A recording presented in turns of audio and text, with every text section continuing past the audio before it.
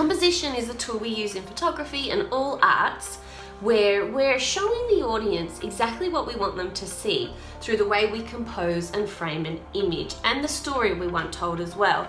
So when we pick up our camera, before we even take a shot, we go, are we gonna go horizontal, which is a landscape, what we call landscape, or are we gonna go vertical, which is portrait?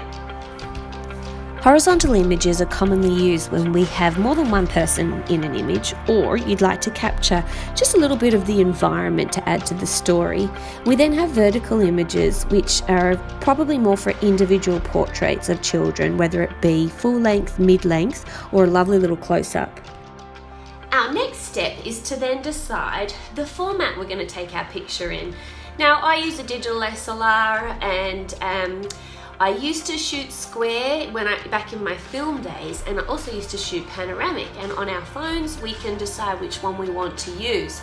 Always just know that you're going to be cropping quite a lot of information in your picture.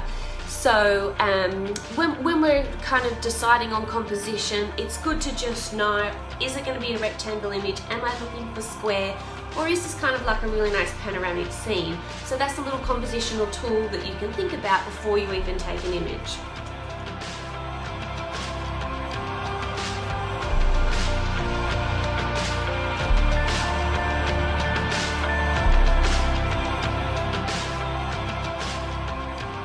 If I'm taking a landscape image, which is horizontal, I always try and make sure my horizons are straight. So this is something that can really drive me mad afterwards in post-production. If you find your horizons just out a little bit, you tend to look at the picture and go a bit sideways. So if you can do that in camera, that's fantastic. So just always be conscious of that. If you want to use kind of the technique of slanting your image and getting a bit arty, just make sure you do it dramatic enough that it doesn't look like the horizon's a little bit out. Make it like a lot out, so that it's really your artistic way of saying, I'm pushing the boundaries. And always do that. Have fun at breaking the rules, but just make sure you do it so that it doesn't look like a mistake. Always check your backgrounds when you're composing an image. Just make sure you don't have any like direct lines coming out of people's heads. And then if anything's too busy, you can step to one side or another. And I especially find this if you're handing the camera to a friend. Kind of, you know, you're so cooped up in the moment of making sure you look good in the picture, or the person you're with, you're kind of connecting and communicating, that you kind of forget what's behind you.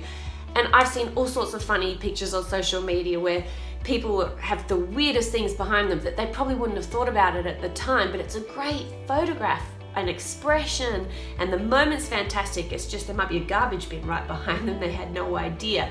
So always look at your backgrounds, and if you can, use that portrait mode or use a lovely long lens and blur a background that might not be so nice. Using that technique in composition is my favorite thing to do. If a background's not adding to a picture, just get rid of it by blurring it.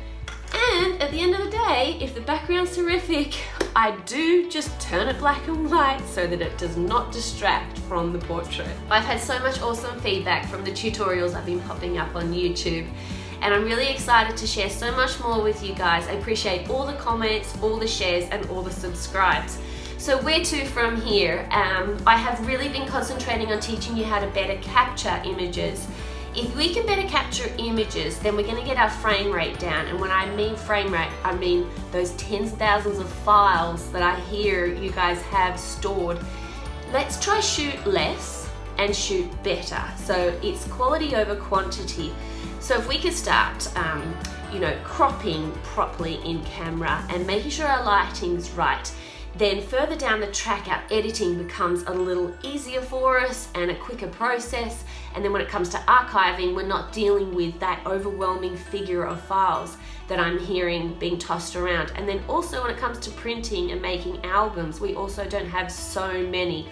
So better capture is going to be the very beginning of the whole process of capture, archive, and documenting our children's childhood and stories.